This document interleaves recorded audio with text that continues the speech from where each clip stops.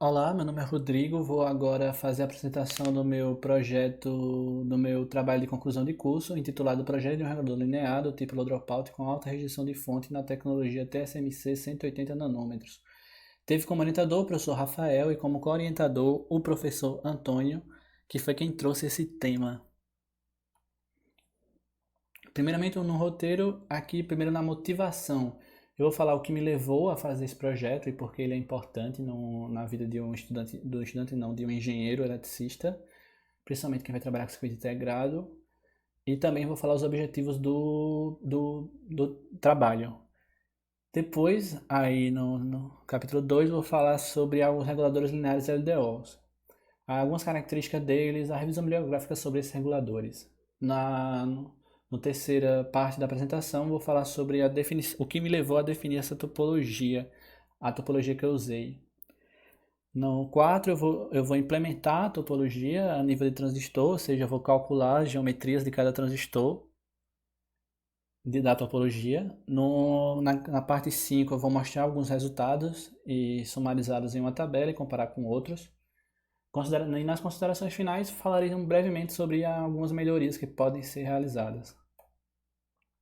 Então, dois pontos principais fazem esse trabalho ser interessante. O primeiro é o alto uso atual, né, de SoCs, porque eles dissipam menos potência e necessitam de menos áreas. Neles são projetado todo um sistema em um único circuito integrado, ou seja, memórias, algum bloco de radiofrequência, o gerenciamento de energia, tudo é integrado no mesmo chip. Então, fazer um regulador LDO que se encaixa em gerenciamento de energia é interessante. E também todo circuito elétrico precisa de uma fonte de alimentação para operar corretamente. Todos os circuitos que nós aprendemos durante o curso, ele necessitava lá de uma fonte de tensão, né? Aqui a gente vai projetá-la. Em dispositivos portáteis, o gerenciamento de energia pode ser organizado de forma mostrada na figura aqui à direita. Primeiro, da bateria, né, portátil, ele funciona por bateria. Ele passa por um conversor chaveado CCCC. Esse conversor chaveado é usado primeiramente porque tem uma alta eficiência, porém, na saída ele apresenta muito ripple, que são as oscilações, né? Porque eles dão uma tensão média, mas a tensão na saída varia muito ainda. E muitos blocos não conseguem operar dessa forma. Por isso é usado um regulador linear, no caso aqui um regulador LDO, para atenuar esse ripple, como mostrado nas figuras aqui à direita. Então, do LDO, os blocos então são alimentados, né? O LDO fornece a potência necessária para cada bloco. Não necessariamente o mesmo LDO vai fornecer a potência para todos os blocos. Pode ser que cada bloco opere com uma tensão diferente, então é necessário que cada bloco tenha seu próprio LDO. Depende da aplicação.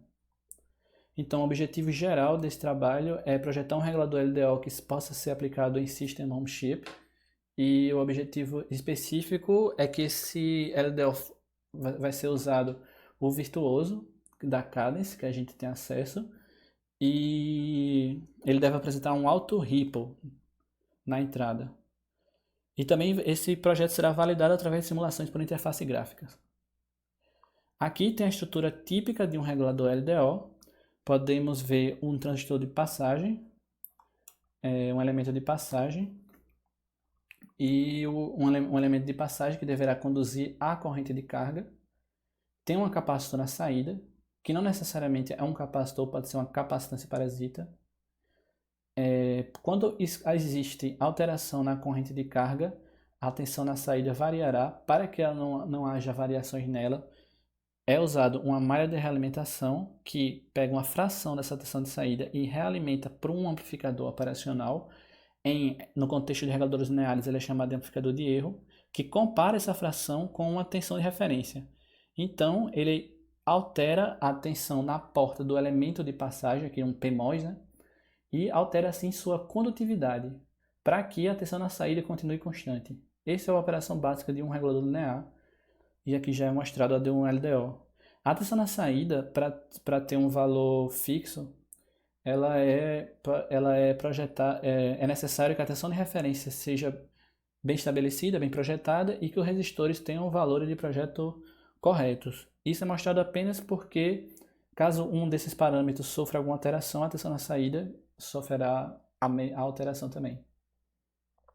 Agora, as especificações são o que os LDOs são como as especificações dos LDOs são os que o caracterizam, né? É o que medem sua performance. Primeiramente, um que define um regulador linear para ser um regulador LDO é a tensão de dropout. Observando a figura aqui à esquerda, nós vemos que nós podemos ver as regiões de operação de um regulador linear. Primeiramente, com a tensão, onde a gente observa uma tensão na saída para uma variação na tensão na entrada, quando a tensão na entrada vai aumentando. Então, a tensão na entrada vai aumentando, mas a tensão na saída não chega no valor constante. Tem um valor de tensão na entrada mínimo, que faz com que a tensão na saída fique praticamente constante.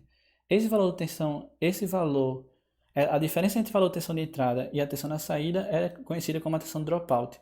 Em reguladores LDO, essa tensão é em torno de é menor que 0,6 volts. A diferença para reguladores lineares é que é maior para regulador linear. A corrente quiescente é toda a corrente que é absorvida pelo LDO para regular a tensão na saída. Mas, então, não é a tensão que a carga absorve. Então, a tensão na entrada menos a tensão na saída.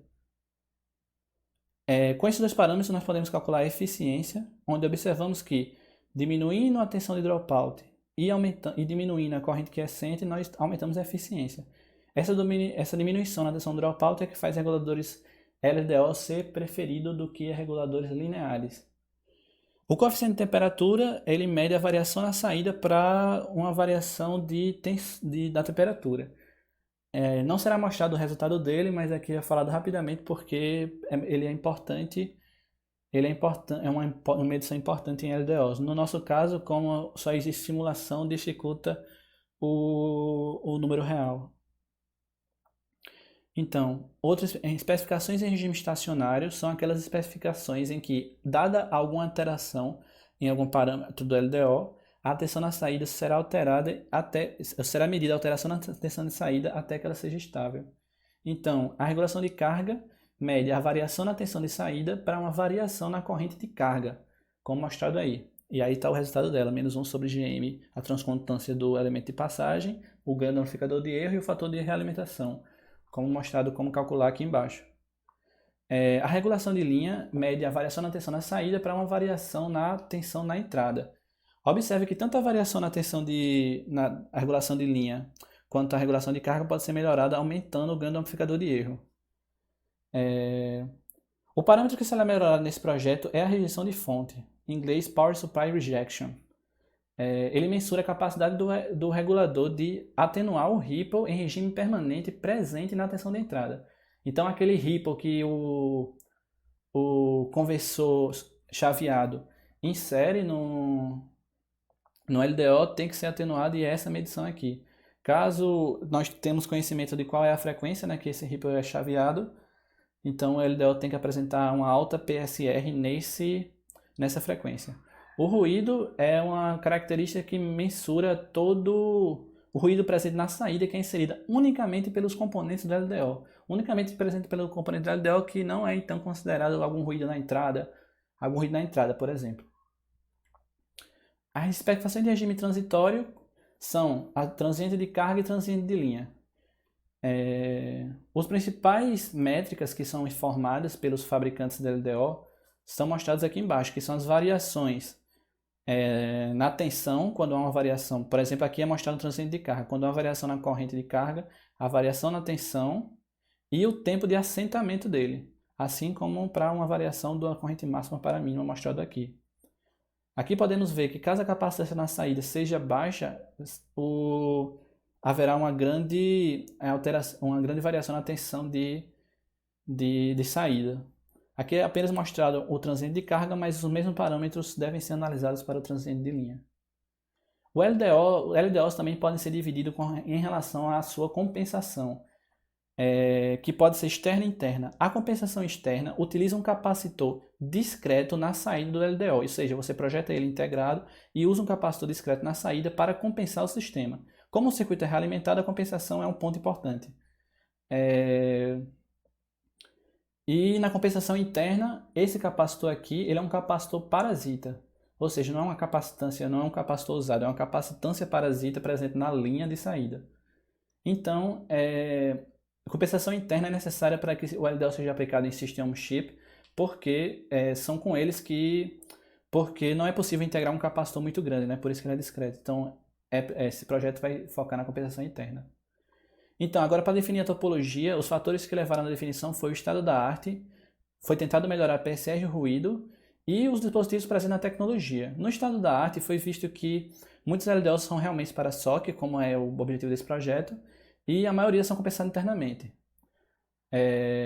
E foram estudadas algumas formas de melhoria na PSR e no ruído, e aqui será mostrada a aplicada. As especificações também foram excluídas com base nesses artigos que achamos. Para melhorar a PSR, você pode colocar o parâmetro PSR do amplificador de erro igual a 1. E aqui vai estar o resultado da PSR. Isso pode ser entendido intuitivamente porque para variações na entrada, ou seja, um ripple na entrada, aqui também está sendo mostrado, se eu replicar o ripple na porta do transistor de passagem, o VSG dele continuará constante, ou seja, se melhorando a PSR. Essa é a técnica utilizada, ela é conhecida como Voltage Subtractor. Isso pode ser feito colocando no último estágio do amplificador de erro uma alta impedância para o terra e uma baixa impedância para VIN. Exatamente porque devido ao divisor de tensão, variações na entrada aparecerá aqui. E nos estágios anteriores é necessário que a PSR seja zero. O ruído, aqui estão as principais fontes de ruído em um LDO, e aqui está a densidade de espectral de potência de ruído na saída. Observamos que podemos melhorar colocando beta igual a 1, ou seja, realimentação unitária, porque esse termo some, e a densidade espectral de ruído na saída será unicamente igual dada pelo amplificador de erro.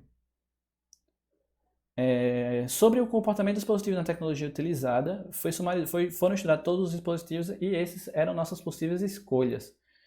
Observe que só existe, isso aqui é o tipo do VTH, se ele é nativo ou nominal. Observe que os transistores de 3.3 apresentam VTH muito alto e que só existe transistor nativo NMOS. Por esses motivos foram escolhidos transistores NMOS com tensão de operação de 1,8 volts. O capacitor MIN presente na tecnologia que será utilizado nesse trabalho apresenta 2 femtofarads por micrômetro quadrado da relação, capacitância por unidade de área. Então, com base nesses objetivos, nós temos aqui a topologia proposta.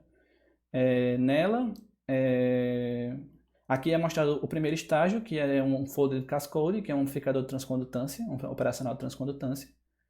O segundo estágio do amplificador de erro é um wideband amplifier. O terceiro estágio do amplificador de erro é aplicada a melhoria na PSR. Nós iremos falar dela já já. Aqui é mostrado o único capacitor usado para compensação. E aqui o transistor de passagem. Então, o primeiro estágio foi escolhido um folded cascode porque ele oferece a vantagem do ganho de um cascode sem exceder a excursão de tensão. Ou seja, para uma aplicação de apenas 1,2 volts, como foi a especificação de projeto da gente para VIN, a gente pode ter um ganho alto sem precisar colocar os transistores um em cima do outro, que não seria possível dado o VTH dos transistores da gente. Ele vai fornecer todo o ganho do circuito, praticamente, do circuito não, do amplificador de erro, e ele possui uma alta impedância de saída, como ele é um operacional de transcondutância, é isso que se espera dele, e ela será usada para compensação. Só para falar que aqui são os transistores que formam aquela corrente de causa, que para polarizar o par diferencial. Aqui é um espelho de corrente high swing, também é necessário high swing para que a excursão aumente. E aqui são fontes de correntes também necessárias para que seja o cascode dobrado. O segundo estágio é um wideband amplifier, porque ele tem o polo dele é localizado em frequências muito altas, e isso é necessário para não atrapalhar a compensação. Ele também é necessário ele é necessário no circuito para diminuir a capacitância o capacitor de compensação, porque ele diminui através de efeito Miller, Tanto o primeiro quanto o segundo estágio apresentam baixa PSR. Aqui a melhoria na PSR vai ser usada como o nome diz, para melhorar a PSR. Aqui vai ser uma alta impedância para o terra, e aqui é uma baixa impedância, como é uma carga ligada como diodo. Então a PSR dele vai ser aproximadamente 1. A compensação foi um dos principais problemas nesse trabalho, porque é difícil você modelá-la, mas com alguns trabalhos anteriores, muitos usam 3 estágios também como a gente pode modelar de acordo com esse diagrama de blocos, onde o segundo e o terceiro estágio foram unidos aqui, porque a gente pode fazer isso porque o segundo estágio da nossa topologia insere um polo em altas frequências e por isso podemos uni-lo ao terceiro estágio. Dessa forma, a gente chega nessa equação, cujo polo que é o ganho de malha aberta, o ganho de malha, na verdade, cujo o polo dominante é esse daqui. A análise de estabilidade do LDO é feita da mesma forma de um amplificador em malha aberta. Essa topologia apresenta um problema de alto Q que eu vou mostrar através de simulação o que significa isso. Mas o ganho de malha mostrado aqui, a gente vai calculando o Q dele, temos esse resultado a partir dessa equação aqui. E quando a transcondutância do transistor de passagem for próxima da transcondutância do segundo estágio, a transcondutância desse 2, que é do segundo e terceiro estágio na topologia, o Q aumenta. Então a gente vai ver o que acontece. Quando é muito maior, não temos problema nenhum, como podemos ver aqui, a compensação pode ser feita, mas quando eles se aproximam muito, um zero no lado direito do domínio do plano S aparece em frequência perto do ganho unitário e que deixa a compensação mais difícil, porque ele sobe o ganho e diminui e a fase vai cair drasticamente. Então, e como o GMP é proporcional à corrente de saída de carga, isso é um problema no LDO, né, para a corrente mínima. Aqui estão sumarizadas as vantagens e desvantagens. As maiores vantagens são dadas pelo ganho do AE, as melhorias usadas, as maiores desvantagens é por causa da compensação. E o fato de como ele é para um SOC, ele usa baixa capacitância na saída. Agora, para a implementação, foi usado o software Virtuoso da Cadence. Aqui está o fluxograma, onde uma vez projetado nessa ordem, os resultados são comparados com as especificações, até que a gente obtenha as especificações requeridas. E aqui será mostrada apenas a última iteração. No texto eu detalhei essa parte, aqui eu só vou mostrar sem muito cálculo, por causa do tempo. Então, todos os transistores usados são no amplificador de erro. Primeiro o projeto do amplificador de erro, né? Todos os transistores usados no amplificador de erro são combinações paralelas de um transistor base, isso para minimizar efeitos de segunda ordem devido a larguras e comprimentos diferentes. Isso significa que todo transistor vai ter o mesmo comprimento e Ws múltiplos desse transistor base. Ele foi escolhido com base no ganho do primeiro estágio. Aqui podemos ver o fluxograma e as especificações de cada estágio do amplificador de erro. Como esse estágio tem que dar ganho de 80 dB, ou seja, 10.000 volts por volt, e ele é proporcional ao quadrado, por ser um único cascode, né? Então foi procurado um transistor que IGM-R0 dele fosse 100. Foi encontrado um transistor com esses parâmetros, e esses parâmetros foram caracterizados através de simulação para que a gente possa realizar cálculos manuais. Então, o primeiro estágio foi projetado de acordo com esse fluxograma aqui, e foi focado o aumento no ganho. Ou seja, se eu tinha que aumentar a GM do GM1, então eu tinha que aumentar o GM do par diferencial. Se eu tinha que aumentar a transcondutância do par diferencial, eu via como aumentar a transcondutância de um transistor, e assim dava o jeito de aumentá-la com base sempre nas especificações que eu tenho que ser limitado, né? Aqui está o resultado do projeto dele, depois que eu defini todos os parâmetros, será mostrado no final sumarizado todas as geometrias. E podemos ver que deu próximo do resultado que eu queria. Apenas para falar, e um aqui é mostrado junto com um circuito de polarização necessário para alimentar essas baterias aqui, né? Essas tensões de polarização aqui. Então esse 1 inclui a corrente do circuito de polarização. Sem ele, estaria dentro do projeto. No segundo estágio, aqui a gente pode mostrar cálculo, porque pode ser feito rapidamente. O ganho é dado por relação de transcondutâncias. Colocando o mesmo VOV, eu posso colocar a largura de um 10 vezes maior que o outro para obter o ganho de 10, né? E assim eu consigo respeitar, e para o limiar de corrente eu posso escolher que uma seja 1 micrômetro, o W, o outro 10 micrômetros, e alguns cálculos foram realizados para ver como fica esse projeto. Foram encontradas essas larguras, e o ganho, e também as especificações estão dentro das requeridas. No terceiro estágio, é apenas a melhoria na PSR, também até mesmo ganho. Então aqui a gente tem todos os parâmetros, foram encontrados esses valores por cálculo e esses valores por simulações. Também os parâmetros foram perto das requeridas.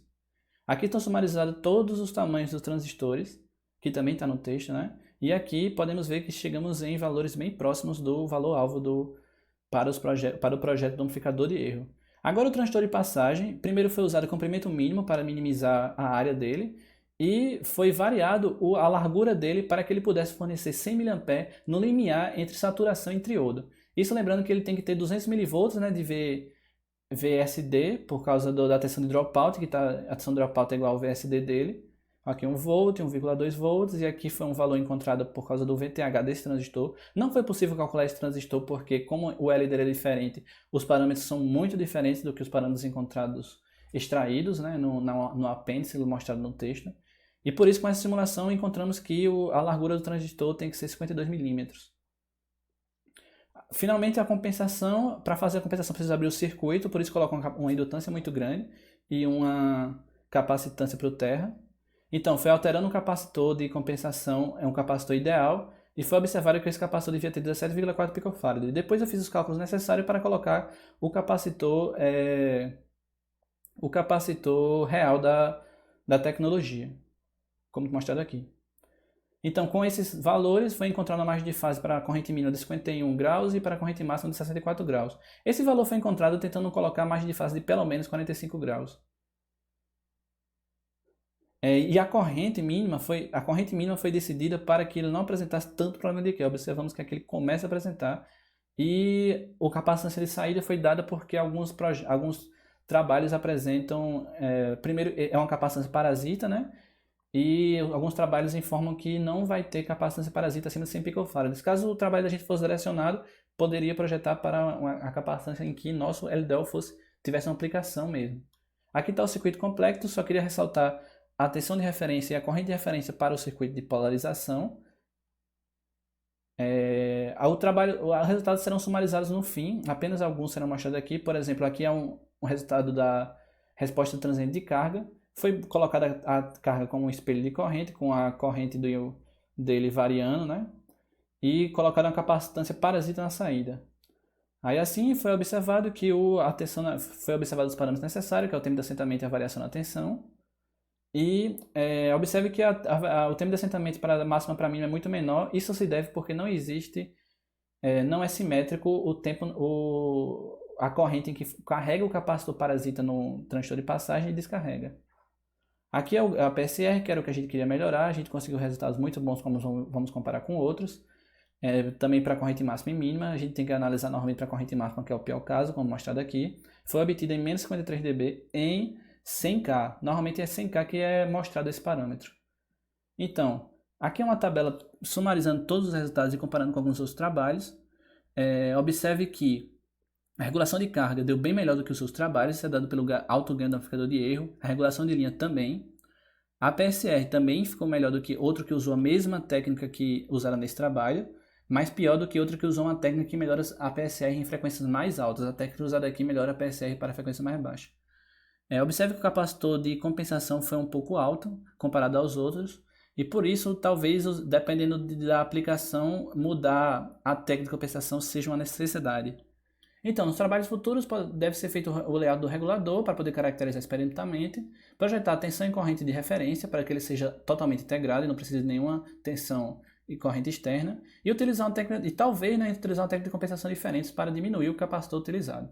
Obrigado.